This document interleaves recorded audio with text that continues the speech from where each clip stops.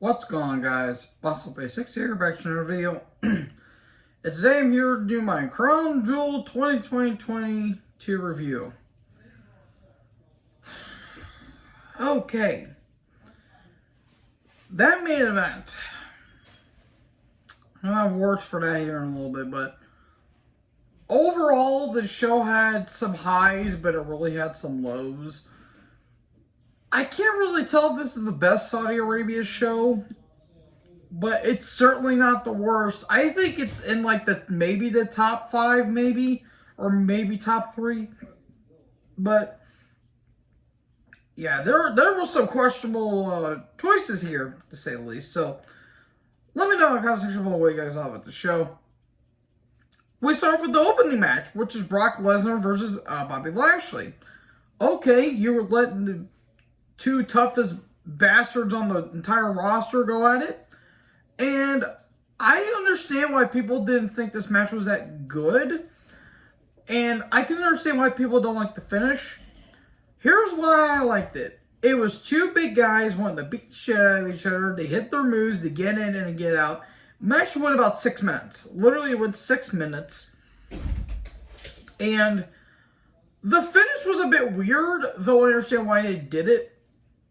Where, Brock got, speared through the barricade, and Lashley was starting to get booed here, and this is where Lashley, the crowd really turned on him, and towards the end, he actually turned heel, which is kind of weird considering he's only been face for about, ever since he came back from injury, he's only been face for about 7 months, which, hey, that ain't bad. Lashley could be a heel as well, but Brock is put in the hurt lock, and I thought that Brock was gonna low blow Lashley, but he actually did it, which kind of shocked me. So Brock, kicks off the top turnbuckle, lands on Lashley. Lashley still got the hurt lock on, and the ref counts 1, 2, 3. Now I understand why people don't like that finish, but the reason why I do is because you want Brock to win, but you don't want Lashley to look weak. And Lashley still puts the hurt lock on Brock, and we're going to continue that feud. So, yeah, I think this was a fine match. I actually kind of like this match a little bit better than the Rumble match, because while I enjoyed that, the ending got a little bit overbooked. While this match, it had an ending that made sense, and we're probably going to get another match maybe at some point. So, we're off to a solid start so far. And then the women's tag title match happened. Io and Dakota versus Alexa and Asuka. Okay, I'm just going to make one thing perfectly clear. You guys know how I feel about Alexa. It's not believable with her. Why did they dress the women so stupid? Honestly, I don't know why. I don't know how. But they dressed the women ridiculous throughout this entire show. Why did Io and Dakota look like Mega Man? Same for Bayley, but I'll get to hear it in a little bit. No, they literally looked like Mega Man suits for some reason. Okay, this match made no sense.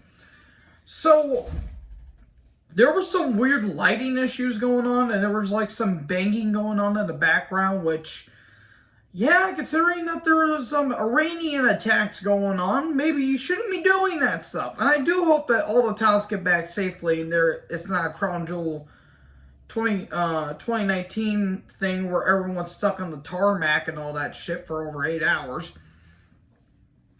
So, towards the end, it gets really, really, really messy. The crowd seemed dead for, it felt like most of the match. And when the hot tag came in, the crowd started getting into it. The ending makes no sense. So, Io and Asuka, they're fighting outside the ring, and Alexa's about to hit the Twist of Bliss. Then Io and Asuka get back into the ring. The referee gets distracted. Nikki Cross shows up, hits the swinging neckbreaker off the top rope. Dakota pins Asuka, pins Alexa, and the referee counts 1, 2, 3. So you take the tag titles off of Damage Control just to put it back on a few days later. What was the point of putting them on Alexa and Asuka in the first place? Why can't you just have the tag title match here and not do the one on Raw? Seriously, that is such a weird and dumb booking decision. It literally made no sense. And somebody tried to, tried to negate it, saying, oh, well, they wanted to put the women on the show. Okay, fine, but you could have still set it up to where, oh, well, we got screwed out of the tag titles or something like that. We want a rematch. You could have done that. You honestly could have done that. Or you could have done, well, a championship contender shit. You could have done that. You could have done that. So, yeah, that was just very, very stupid. And then we get the steel cage match with Cross and McIntyre with Scarlett. Cross is with Scarlett, not McIntyre. Geez, you thought their strap match at Extreme Rules was boring? You literally take the same thing here and implement it here and make the match a couple minutes longer than it should have. This match went 13 minutes. And that was the biggest waste of 13 minutes of my life. This match was ungodly boring. Oh my god. Literally nothing happened in this match, it felt like. Cross got like no reaction. Literally, like, no reaction outside of a few boos because no one cares about him. Everyone loves Drew. Scarlett kept interfering, and Scarlett is just nothing but just a pretty blonde at this point. And she maces McIntyre and, like, pepper sprays him. Then she locks the key, or she locks McIntyre, if she thinks she has the key. And she doesn't realize, oh shit, McIntyre could just get out of the cage because she's a dumb blonde. And McIntyre gets out, she's trying to unlock the door to grab Cross, and in the end, Drew wins. Thank God Drew won. This match was an utter cluster towards the end. And that's the theme of going on throughout this entire show. This was a utter mess. The utter mess, the movie. That's literally what this pay-per-view was. Speaking of things we don't care about, the 6-man tag, Judgment Day versus the original cunts.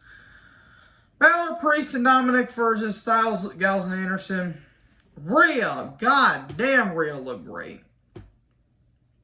I did not care. I legit did not care. I legit, like, basically just skipped this match towards the end. Ripley kept distracting, and Cole at one point said someone needs to get in there and kick her ass. Cole was on fire tonight, which is really weird saying that. And Judgment Day win. Cool. Who is this for again? Exactly. By the way, I was 5 for 3 on my predictions. I got the tag title match wrong. I got the wait. Yeah, I got the tag title match wrong. I got the women's, and I got the women's champion. Raw Women's Championship wrong. And wait. No, I'm pretty sure I picked Brock, Io, and Alexa, Drew, Judgment Day, Strowman, Usos, Bianca, and Roman.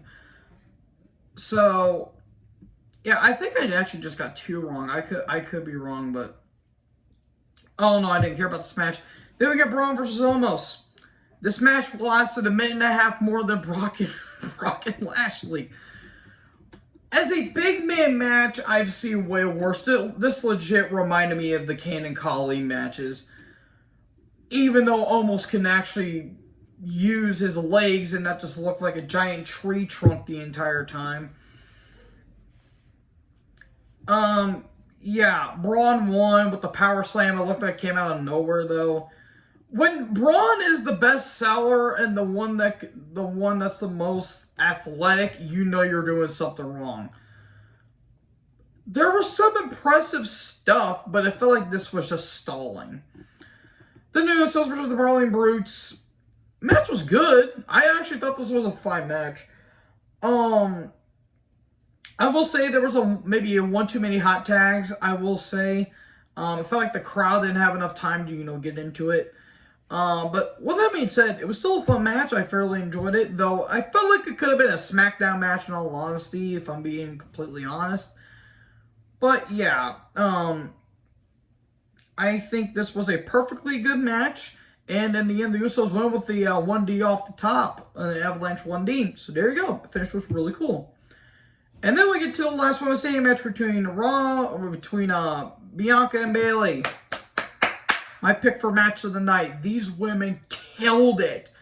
Oh my God, they killed it. The one complaint I have is, one, I felt like it went maybe a couple minutes too long, and two, it went a little too weapon-based for my liking.